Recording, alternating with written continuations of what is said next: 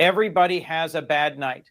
And I think that was a weak debate performance. But I've been urging for the president to reassure folks in the media so that you can see what I've seen with our president in the last few months and, of course, the last few years. He is engaging. He is capable. Welcome to the Lauder Institute at the University of Pennsylvania. I'm Jules van Binsbergen, director of the Institute and a finance professor at the Wharton School. And I'm Jonathan Berk, a finance professor at the Graduate School of Business at Stanford University. This is the All Else Equal podcast.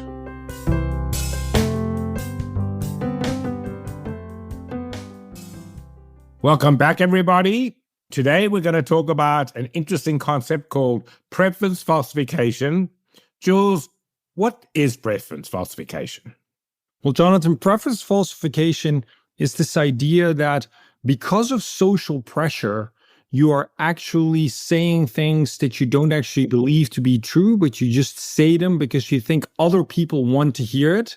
And also that if you would really say what you really believe or think, that there will be social consequences to it. So, for example, you'd be ousted from the group, you would be fired from your job, you would lose your friends, you would lose your family members, whatever it is that the social consequence is. And the typical example people talk about when they think about preference falsification was the Soviet Union, where most people realized communism was just a complete failure, but everybody walked around saying how great it was. No, absolutely. And what I think is one of the toughest thing about preference falsification is that if you find yourself in a world of that, you actually have no idea what the consensus is. Because if you think that I think that you think that I think that you want to hear something, and we both end up saying something that we both don't believe, we actually could be in perfect agreement that something isn't true, and yet we're saying to each other that it is true. So exactly, again, with the communist system example, people that both believe that the communist system is a complete failure will, in a discussion with each other, say that they think that it's the most fantastic system that has ever been invented and that is working perfectly, because both of them are afraid that the other one will tell on them if they would say the other thing. And of course, there's absolutely nothing new about this. The children's tale, The Emperor Has No Clothes, is precisely on this question. It is indeed. And of course, the story is that the emperor is just not wearing any clothes because he's been told by the people who make his clothes that he's wearing the most beautiful clothes in the world. And then all of the people, because they're worried that the king will do something to them, are pretending that the clothes are the most beautiful thing. Although there's an extra element there, right? Which is that all the people are doubting themselves and think to themselves, am I really the only one who can't see this? Until, of course, there is this child. The child who doesn't understand what preference falsification is, doesn't understand what the socially desirable thing is to say, and says, the emperor is naked, and then suddenly the entire equilibrium breaks down. And Jules, I actually don't think it's that different. Part of the reason in that fable why the townspeople all constantly talk how beautiful the emperor's clothes are when they themselves could see nothing was the worry that they were stupid and everybody else was bright, and they didn't want to appear stupid. Absolutely. They said the consensus thing because they knew that's what it meant to appear intelligent. We see that all the time with preference falsification. People express preferences they don't have because they're either worried that they may look like a fool, they may look like a bad person, or a host of social pressures that make them behave this way. So the question is whether some of the movements, political movements and political polarization that we've recently seen on both sides can also be understood from the perspective of preference falsification, where people are saying things that they actually don't quite believe, but they're so worried about losing their group membership or being ousted from the group that they'll just go along with it, no matter how insane the things are that they're supposed to say are true. I mean, there's this fantastic George Orwell saying, which I really like, which is, some ideas are so idiotic, you have to be an intellectual to believe it. And so I'm wondering to what extent we've seen some of this play out recently. Well, I think there's no question that that's at least part of the reason colleges and universities are in trouble, that there's just ubiquitous preference falsification. I had an incident happen in class just this last week. I'm teaching a class. It's entitled Managing diverse perspectives. And the point of the class is to get students to understand that in order to make a good business decision, you absolutely have to listen to what your colleagues are saying. The way the class works is I pick subjects that I know the students will feel strongly about and have knowledge on to simulate an important business decision where obviously the people involved in the decision have strong opinions. And so the first case was on whether plastic bags should be banned. And I knew ahead of time, because I've used this case before, that if you really look at the evidence, you find out that plastic bags are actually better for the environment than paper. But of course, that's not what people think. And the first class required, I randomly assigned 2 pairs of students to debate the issue. So whether you got the positive side or the negative side was completely random. And they were assigned the job of going to collect the evidence and present their ideas. When the negative side presented, it was a remarkable event. They presented about 11 slides. Every single slide they presented, plastic disposable bags were the best option. It was pretty remarkable, actually. I didn't realize just how overwhelming the evidence was. But what shocked me, even though I assigned them the position, argue against the plastic ban, that's not what they argued. They argued that we should use reusable bags. They could not bring themselves to argue what the evidence said and what I required them to argue. So the extent of social pressure is amazing, and I was shocked. No, Jonathan, I think you observe this a lot with a lot of people in debates that you have with them, because in the end, there is still this feeling that you don't want to be caught on the wrong side of it. And somehow everybody sort of feels, and maybe this is because we're social beings, that we've developed this intuition that what the group wants you to say or how you can maximize your protection from the group. That emotion, I think, overrides a lot of rational evidence that people are observing. And I think that makes that very tricky, because particularly in a classroom setting or in an academic setting or in a scientific setting where the truth finding is the objective, not being safe within the group, it's still not possible to get them to come to the conclusion that the evidence supports. That's very, very tricky. The other thing that is super interesting about this, Jonathan, is that if you really cannot predict what the consensus is because nobody's really telling the truth, and I think we've seen this quite a bit too in terms of asking in polls what people would vote. And as soon as people have in any way the feeling that the votes aren't really anonymous and they start to give the socially preferential answer, that you can actually get completely different political outcomes in the voting process than what forecasters and pollsters predicted would happen. And therefore, I think that political systems may actually appear to be quite volatile, because suddenly there are these threshold points where suddenly everything swings to the other side. Whereas if everybody had just been telling the truth and honestly exchanging arguments and points of view, you could have gradually seen the opinion shift from one place to the next, and the system would have been very predictable. Now it's really dependent on that child who calls out the emperor for the whole thing to suddenly flip. Because I'm sure that after the child called out the emperor, everybody in the town said, I always knew that the emperor was not wearing any clothes. I never believed it. Yeah, it's exactly true. So maybe it's time to introduce our guest. Our guest today is Timur Kuran, who is an economist and political scientist currently serving as a professor of economics and political science and the Gorder Family Professor of Islamic Studies at Duke University. His research lies at the intersection of economics, political science, history, and law, and we are particularly interested and happy to have him on the podcast today because he wrote a book on preference falsification, not recently when everybody started to get interested in it, but already more than 30 years ago when a lot of people were saying things like, well, why do you think preference falsification is so interesting in the United States? Of course, it would be interesting to talk about preference falsification from a communist perspective, or maybe some other countries where freedom of expression is limited. But Timur already saw coming that also in the Western world and in the US, preference falsification was just around the corner. And of course, for that reason, his book became much more popular recently, and sales in the United States skyrocketed, even though when he first published the book, sales was mainly done internationally and not in the US. Timur, welcome to the show. It's great to be here. Thank you, Timur, for being willing to spend some time with us. My pleasure. So maybe we can start off by you telling us about what exactly is preference falsification? How do we define it? How should we think about it? And maybe most interestingly, why do people engage in it? Preference falsification is the act of misrepresenting one's preferences under perceived social pressures.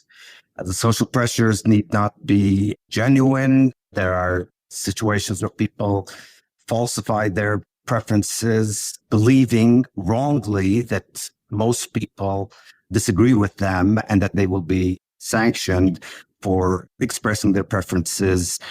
To give you a couple of examples, I might as well draw them from recent politics.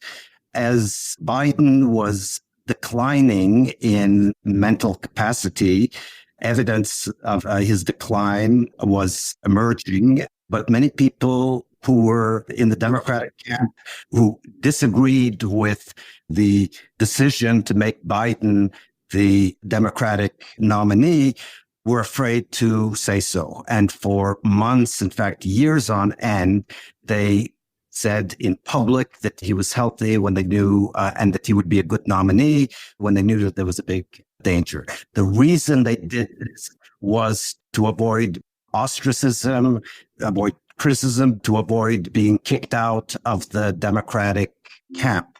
To give you another example from the other side of the political spectrum, the narrative that the 2020 election was stolen, even among people who agree with many MAGA principles, there were people who have felt the need, still feel the need to pretend that that election was stolen. And the common thread here is that the people falsifying preferences are trying to avoid a cost in the form of not being liked, in the form of being ostracized, in the form of being considered a closet Democrat, or for some positive terms to get a job in the Trump administration or something of that sort. So, Timur, what really fascinates me is why I fully appreciate your point that preference falsification has always happened. I very vividly remember a time where disagreeable people, while maybe personally people shrugged at, people also appreciated it, that people just took the other side of an argument, were willing to just defend it as if we were playing a tennis match just for the fun of it. Both parties enjoyed it. And nobody in any way saw the thought exercise as an existential threat to anybody's existence. Whereas recently, we seem to have reached this point where even if as a professor, you just want to take the other side of an argument just for educational purposes, you're still being described as forming an existential threat to the other side of the argument.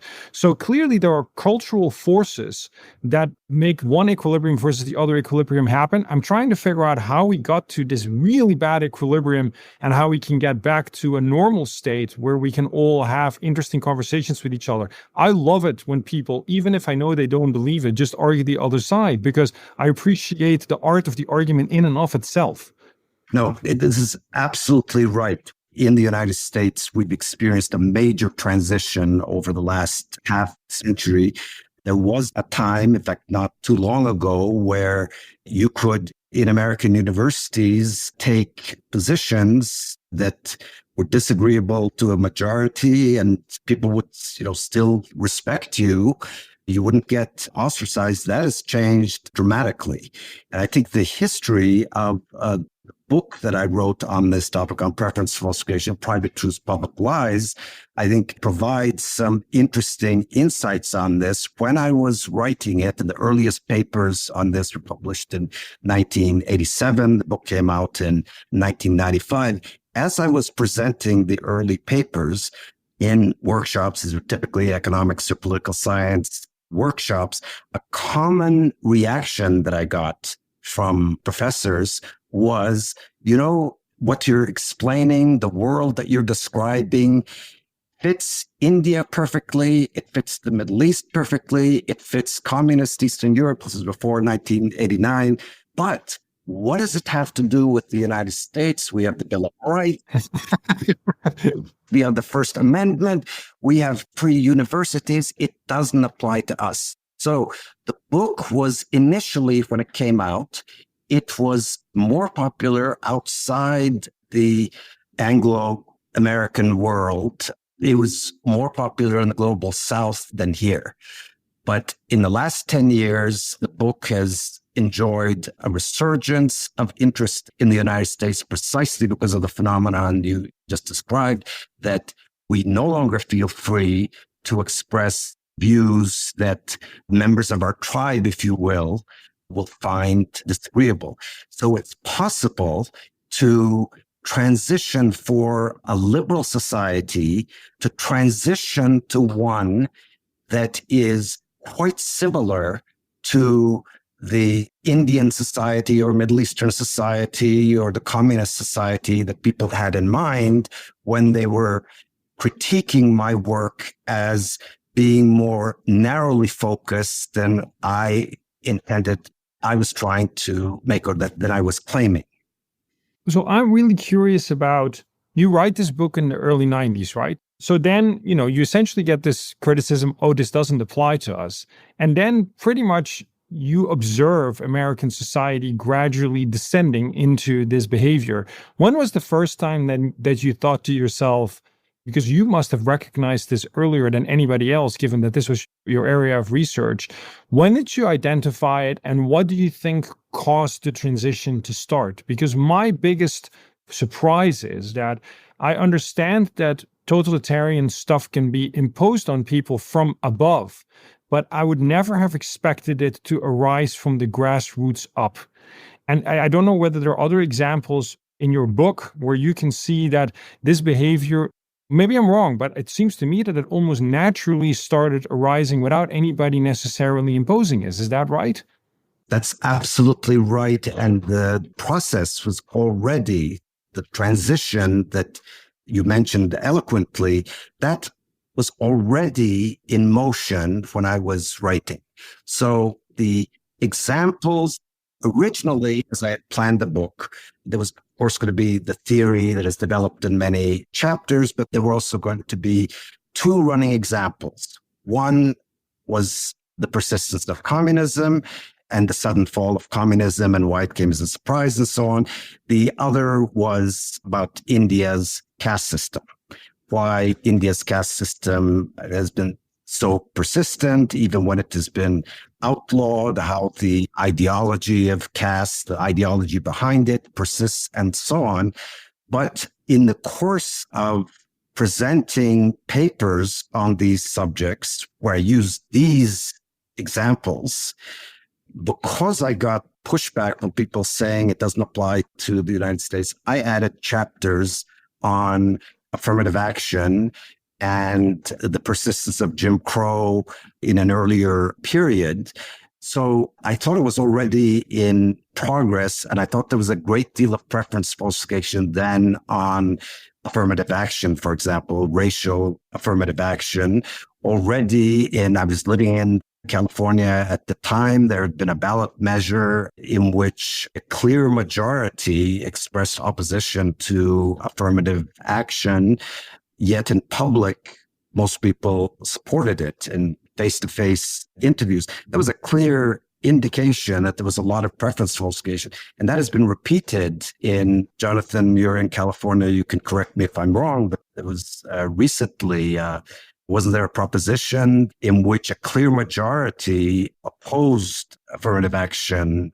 Actually, it was exactly, they wanted to repeal that exact law that you referenced. So the law in the mid-90s that outlawed affirmative action, they put on the ballot a repeal of that law, expecting it to pass with ease, and it failed to their shock and amazement.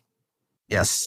So this shows how these equilibria that involve a great deal that are held in place through preference falsification, how this can persist over decades. And so you're saying it was already in place in 95, and then what happened? Because it exploded as far as Jules and I are concerned.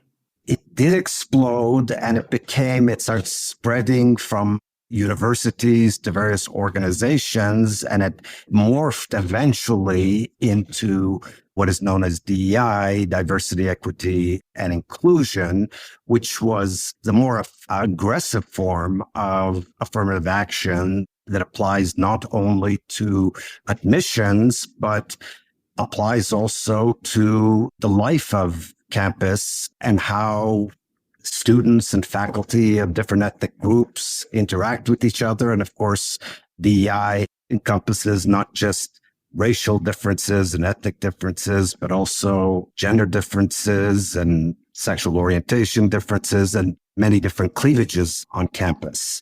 But its origins lie in the early campus activism in the 1960s and 70s, I would say.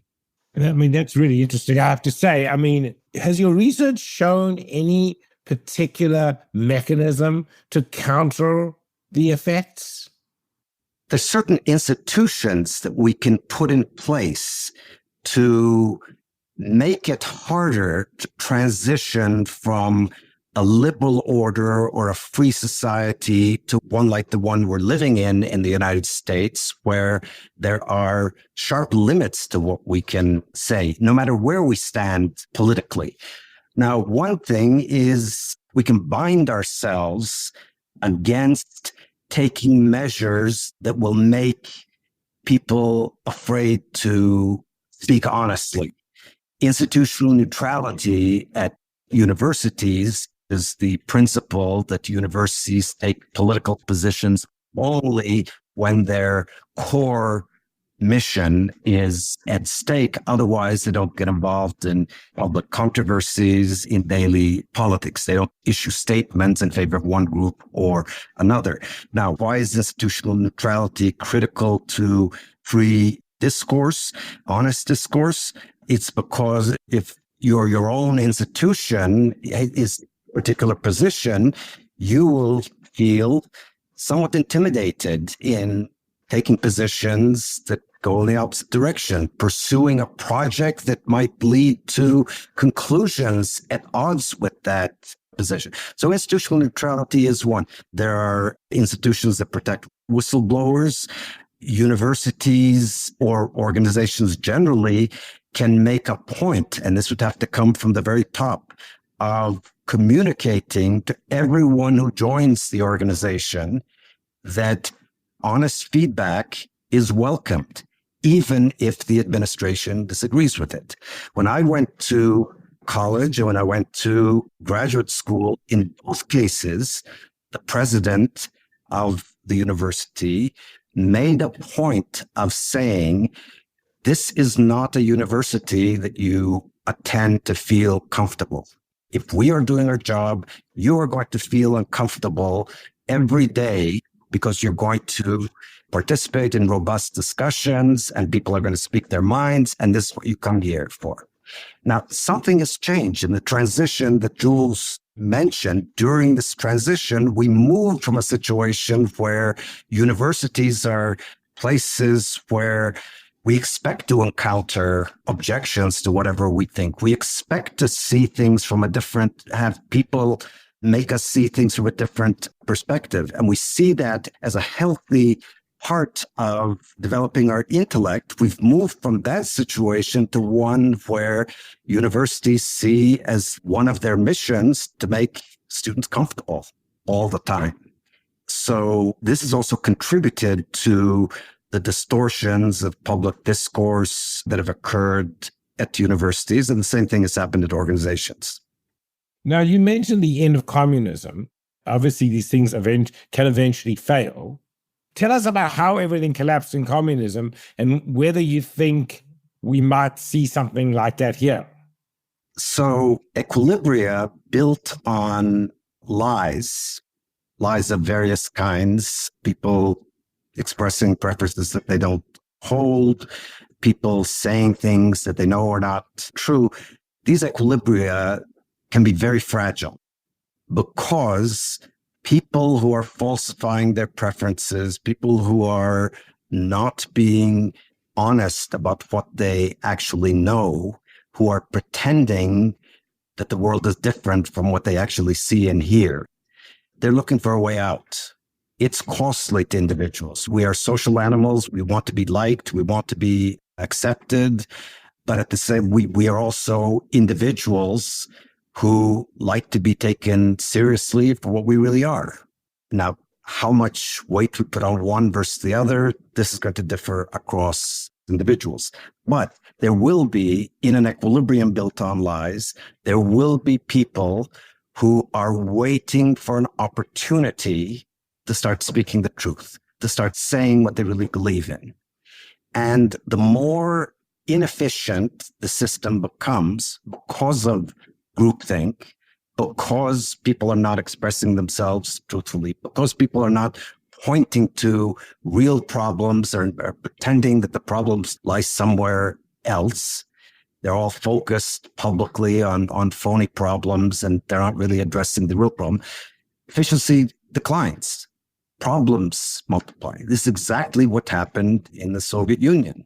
People who knew that the problem lay in incentives, that the system was fundamentally wrong. It wasn't responsive to market signals. It wasn't providing incentives to innovate. On the contrary, it was providing incentives for people to parrot whatever they had been taught, even if they thought it was wrong.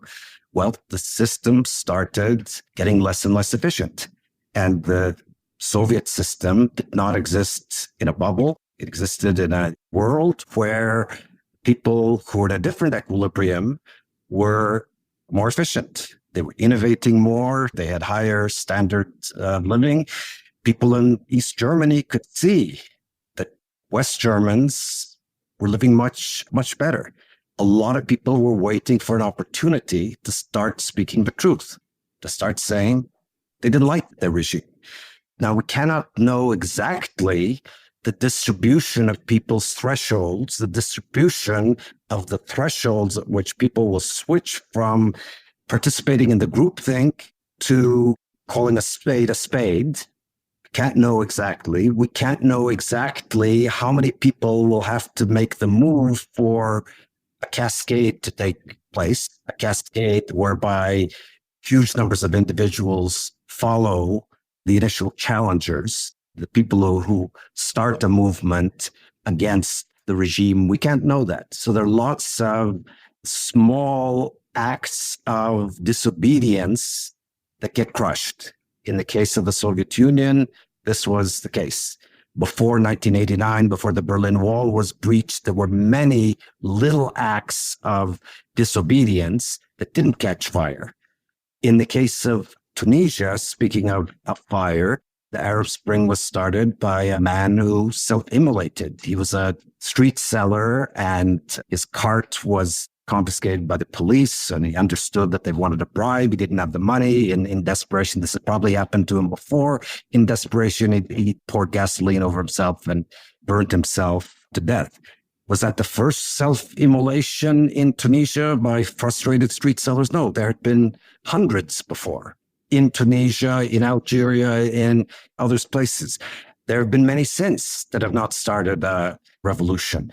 So all the stars have to line up. You need the right threshold distribution to get a cascade to start. But in some sense, I also find this the frustrating part about it. So first, I mean, the boy who says the emperor is wearing no clothes is, of course, the hero of the story. There are very few of those, indeed. But what bothers me more is that after the communist regime falls and everybody says, I never believed it anyway. And if 100% of people can say that they never believed it anyway, it also means that exposed there's nobody to hold accountable for the system that was there beforehand. Because it isn't clear how many true believers or how many true leaders of the movement were really there. And it's so easy for people just to pretend that they were always on the other side, but that they were also just too scared to speak up. And talking about incentives, because that way out always exists exposed, that lowers the incentives tremendously to try to overturn the preference falsification equilibrium.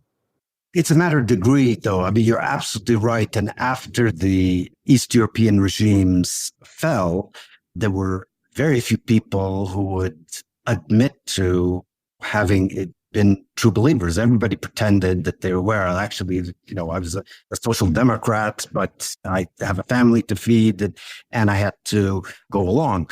Now, that was credible in many cases, but there are cases where it wasn't credible, where people in the Secret Service had or torturers, police didn't have to go so far as to torture you, and they did. And so that's why in the aftermath of such cases, when people get liberated from an inefficient equilibrium that is sustained through lies, there's a call for having a reconciliation commission to identify the true believers who enjoyed the power to start breaking the equilibrium and didn't do so, and people who simply had no choice. Of course, the judgment call, and errors can be made, and reconciliation commissions always struggle with it.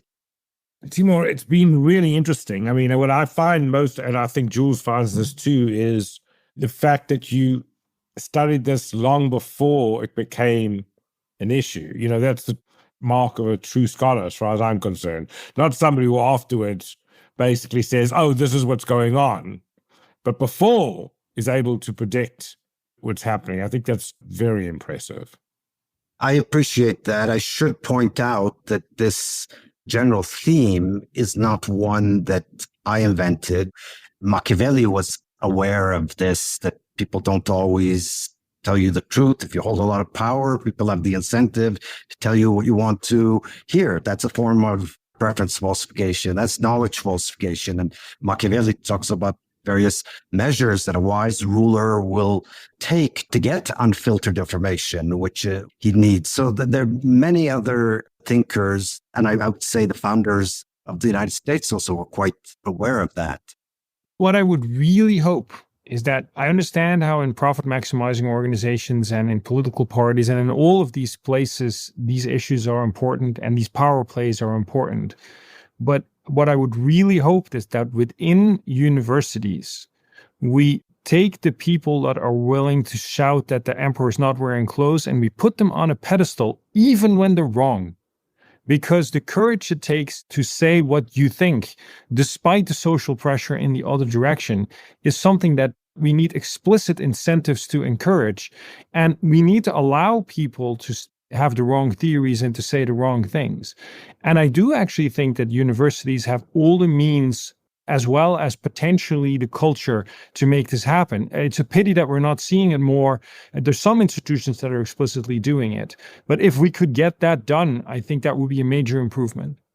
We need it to be done much more. And a few leaders have done it, and even they have done it tentatively. And there's still a long way to go to restore the American university to its past glories. Timur, thank you so much. Thank you for the opportunity. It was really great to have you, Timur. Thank you for these insights. Thanks for listening to the All Else Equal podcast. Please leave us a review at Apple Podcasts. We love to hear from our listeners. Also, be sure to catch our next episode by subscribing or following our show wherever you listen to your podcasts. For more information and episodes, visit allelseequalpodcast.com or follow us on LinkedIn. The All Else Equal podcast is a joint production of Stanford University's Graduate School of Business and the Lauder Institute at the University of Pennsylvania. It is produced by University FM.